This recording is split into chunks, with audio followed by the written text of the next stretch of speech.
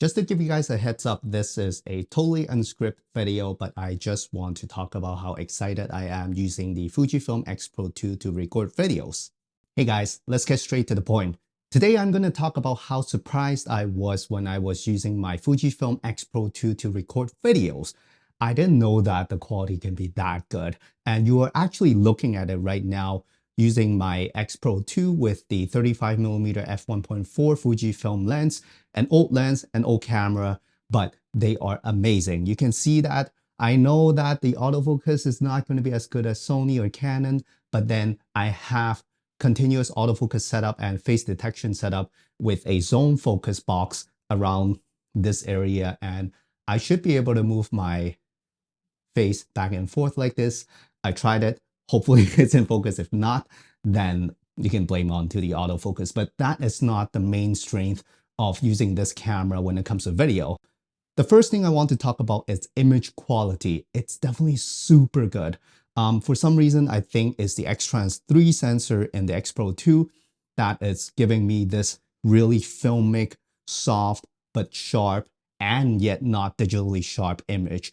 It looks absolutely amazing. When I was on the street, I was taking photos and I was telling myself, hey, I want a camera that can take good photos like my X-Pro2 that also records video. But I was thinking, do I have to bring two cameras? But let's try to record some videos using my X-Pro2 because I've never done that before. I don't know why.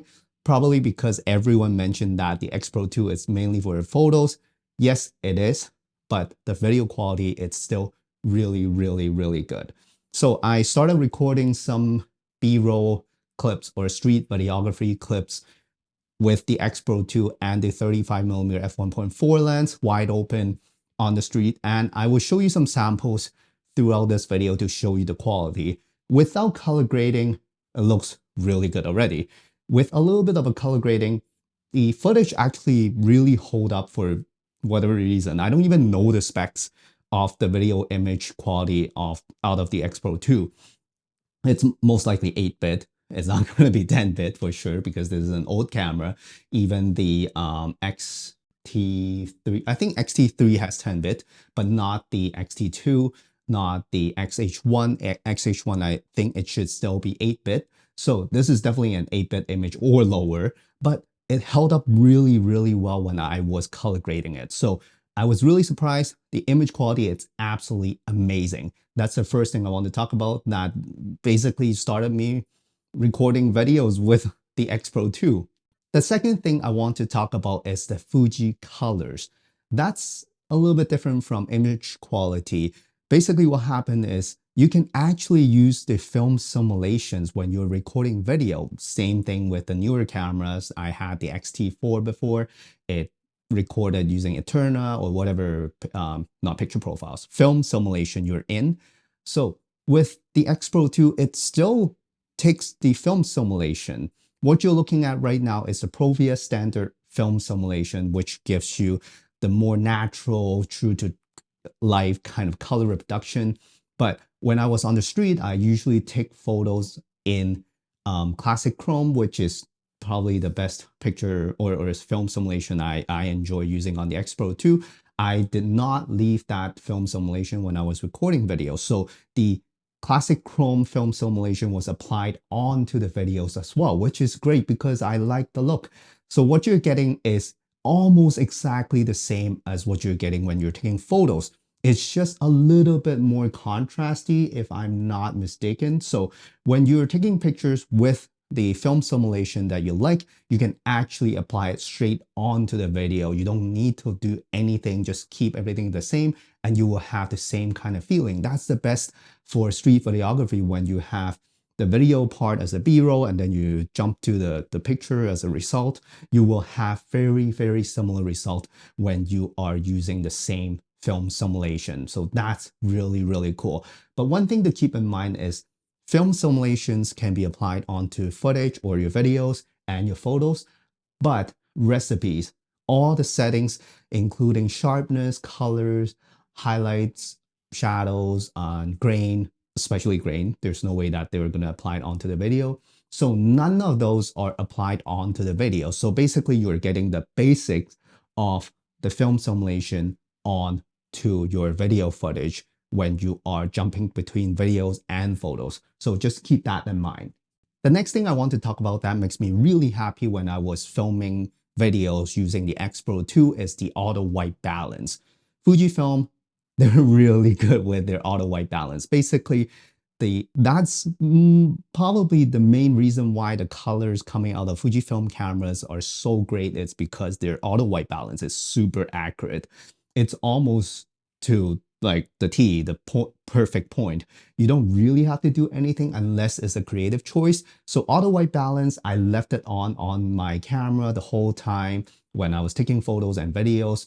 Basically, it would just set the perfect white balance for me when I am taking photos and videos, and I didn't have to worry about it at all.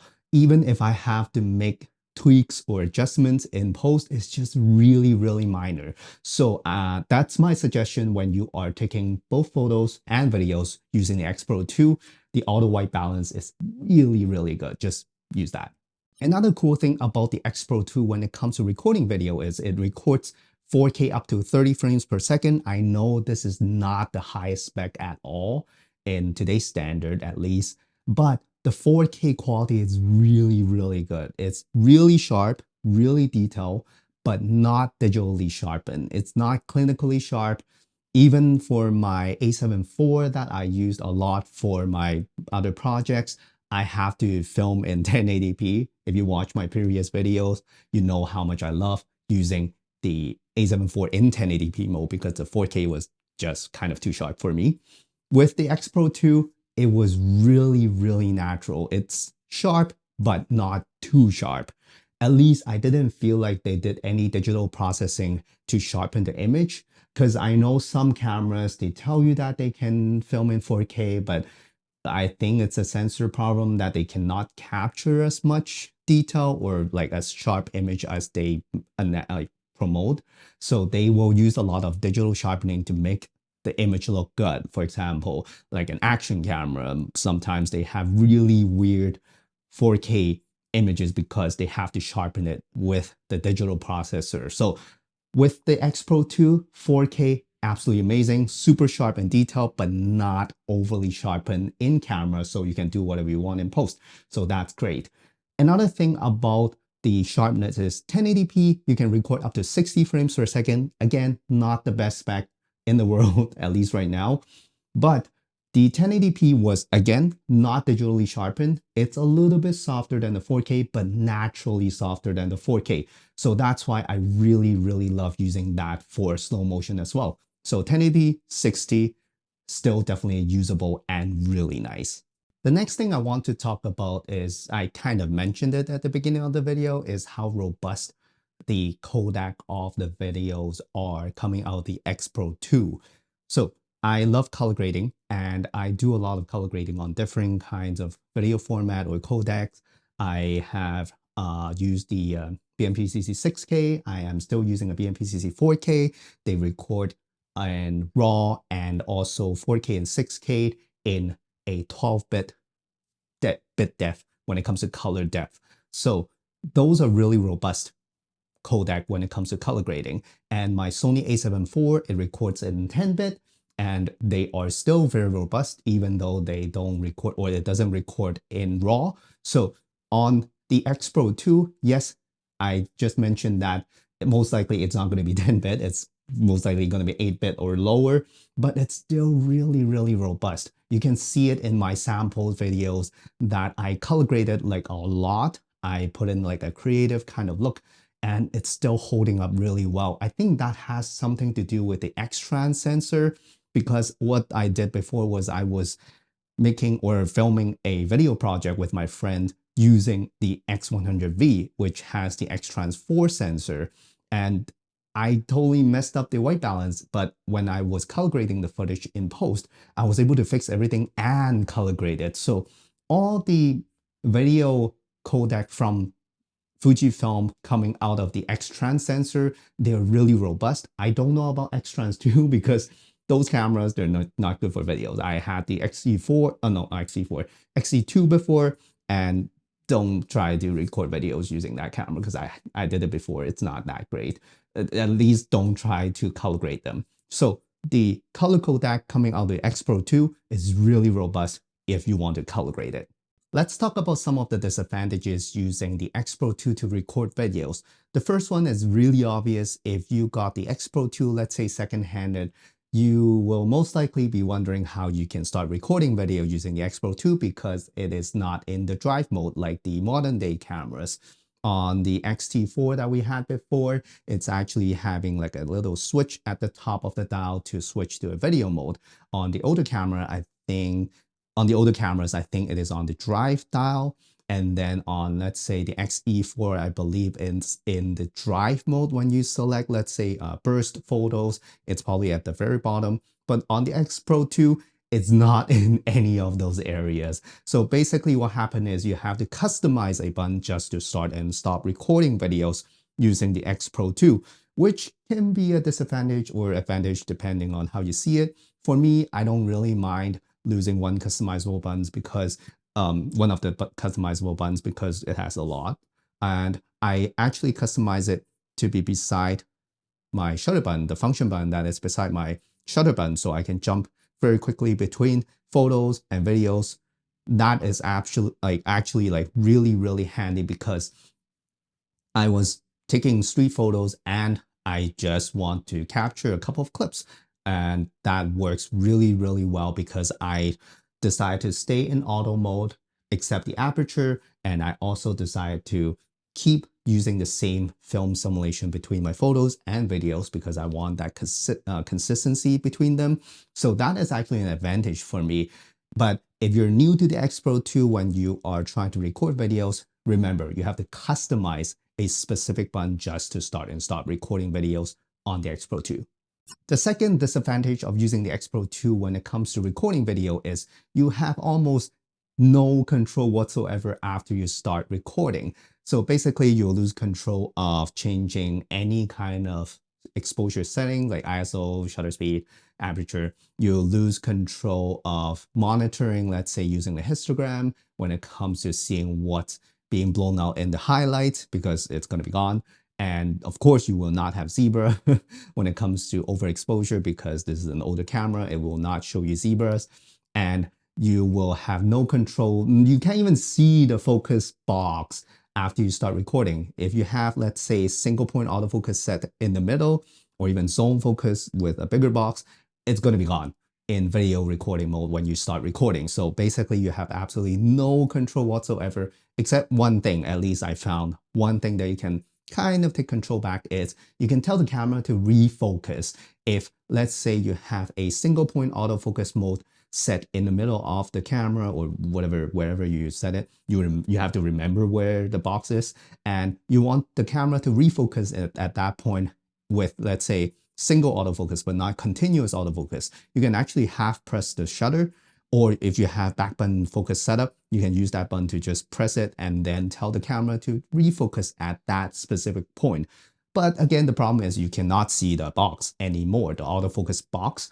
So keep in mind, this is not probably that ideal when it comes to filming, let's say something that is moving a lot. But for talking head like these, I have one suggestion is to set not a single point. You can do that. You can use like single point autofocus and set it like on your face and then don't move away from that box. But what I found is I can set a zone focus box around my the top half of my body, set the camera to continuous autofocus, and then use face detect autofocus. It's actually working pretty well throughout the beginning of the video. I don't know now because I have to stop every 10 minutes just to keep recording this kind of videos. That's the next limitation I want to talk about. Yes, the next limitation when it comes to recording video on the X-Pro2 is the 10 minutes recording limit. I really don't know why the camera is not overheating, so I don't know why they only limit you to record 10 minutes. I have no idea why, and I have no idea how to bypass it. There's no way. It's just like the 30 minutes recording limit on even like the X-T4 that we had. It was really frustrating, but at least that camera had a tele light at the front. So I know if the camera is still recording. I have no idea if the camera is still recording. I have to kind of set a timer on my watch telling me to stop recording and start recording again every 10 minutes. So that's a limitation, but As I said before, I'm only using the X-Pro2 for shorter clips here and there, so I don't really mind that 10-minute limit or recording limit. But for talking head like these, I'm not going to use the X-Pro2 all the time because the 10-minute recording limit is just not going to be ideal for situations like these where you have to record for a longer period of time. The next limitation, or kind of a limitation, was what I mentioned before. You can use the film simulations on your video footage as well. So you can use like Classic Chrome, you can use Astia. I am using Provia standard right now for talking heads like these because I don't want that dramatic look from Classic Chrome. But keep in mind, if you are using something more creative, let's say Classic Chrome or even like black and white, the acros mode, it will be baked onto the footage. You can't really remove the film simulation after because it's baked in. So keep that in mind. If you want something more natural, I suggest you to use Provia standard mode like how we're doing it right now.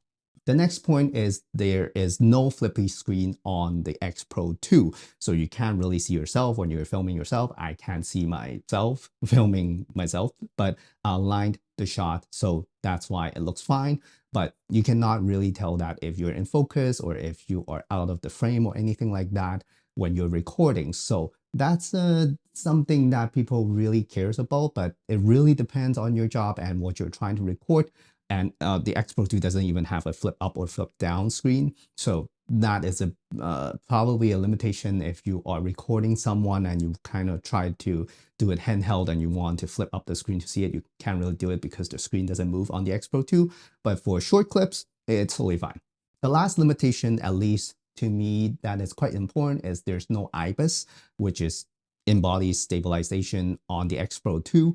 And they have it in the XT4, the new XT5, of course, the XH series, they always have IBIS. But on the X-Pro2, you don't have in-body image stabilization. So what happens is if you're doing handheld videography on the go, let's say for myself, I do street photography. And of course, when I want to record like a short clip for B-rolls, I use handheld as well. I'm not going to like pull a tripod or like a gimbal and start using a gimbal with the X-Pro2 just to record like a 10-second clip. So I do handheld. I strongly suggest you to be super stable when you are using X-Pro2 handheld to record video, especially when you are recording with a longer focal length. Even the 35 f1.4, that's like 50mm full frame equivalent, it's really shaky. It doesn't have IBIS and the camera is not super heavy to keep your footage stable.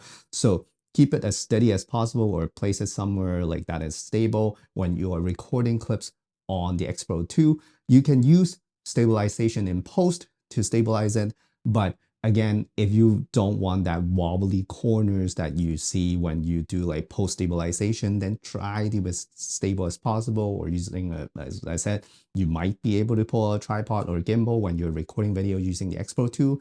It is sitting on a tripod right now, so that's why it's stable. But if you want to record moving clips, that is even if it's like a 10-second clip, if your videos are too shaky because of the handheld reason, then it will be hard to stabilize in post. No matter what software you use, it will be wobbly at the corners. So try to be as stable as possible and try to press record, wait a couple of seconds before you actually need that section of the video clip, and press record before you put the camera away. I always have this habit of like putting my camera away before the camera stops recording. So that small chunk at the very end that is like super shaky or swinging the camera motion will kind of mess up the stabilization when you are trying to stabilize it in post. So keep that in mind. Stop the recording.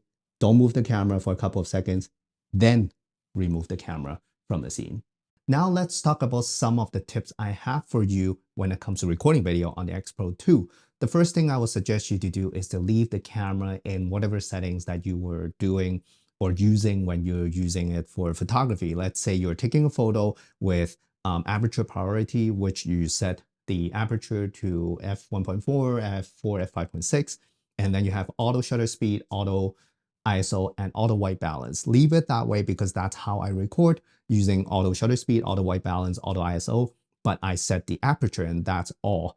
Because the auto white balance, as I said, it's really, really good. And I know auto exposure using auto shutter speed and auto ISO is not ideal, but again, I was just using it for small clips. And for a controlled environment like this, I have auto shutter speed, auto ISO, aperture set to f1.4, auto white balance, and it's totally fine.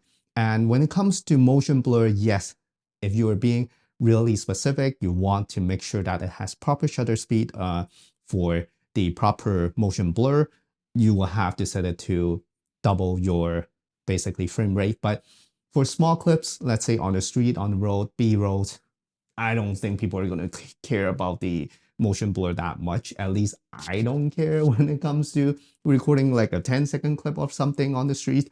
So I would highly recommend you to keep all the settings the same between your photos and videos when it comes to recording videos on the X-Pro2.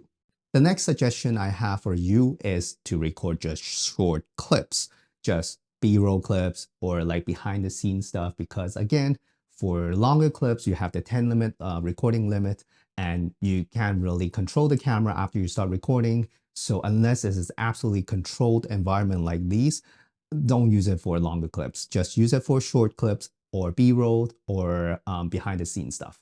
The next tip I have for you when you're recording video on the X-Pro2 is to set the film simulation you want. I highly recommend you to keep using Provia for videos because other film simulations, they are really creative when it comes to the look. So those looks are going to be baked into your footage. So keep in mind, I highly recommend you to use the Provia standard color profile because that's the most natural. You can color grade it after, and the video should be able to handle quite a bit of color grading. Use Provia instead of the other film simulations unless you really know what you're doing. The last but not least suggestions I have for you is don't buy this camera just for videos because it is not a video camera. I just happened to find out that the video quality of this camera is still really good, but I would say this camera is 90% photos and 10% max for videos because it's just not going to give you any control whatsoever. A lot of limitations are applied on the video aspect of this camera, so don't buy this camera just for videos. I use this camera for street photography, portrait photography, and I have some behind the scenes stuff that I record when I take portrait photos with my friends. So I would use that, but that again is 10% or less of this camera when it comes to usage. So don't buy this camera for videos. Use it for photos mainly. Videos is a bonus. That's it. That's how I feel about using the X-Pro2 for videos. I was really surprised by the capability and the quality of the image coming out of the X-Pro2 when it comes to videos, and I will keep using it for videos and photos on the street. So definitely check out our videos on our channel or on our Instagram if you want to see some samples, because I think I post more footage using the X-Pro2 on our Instagram instead of YouTube because there's not much reasons why I want to post those unless we're doing photo walks and I'm doing a POV. So definitely stay tuned for those videos on our channel and definitely go check out the footage samples on our Instagram account. Thank you so much for watching, and I'll see you in the next one.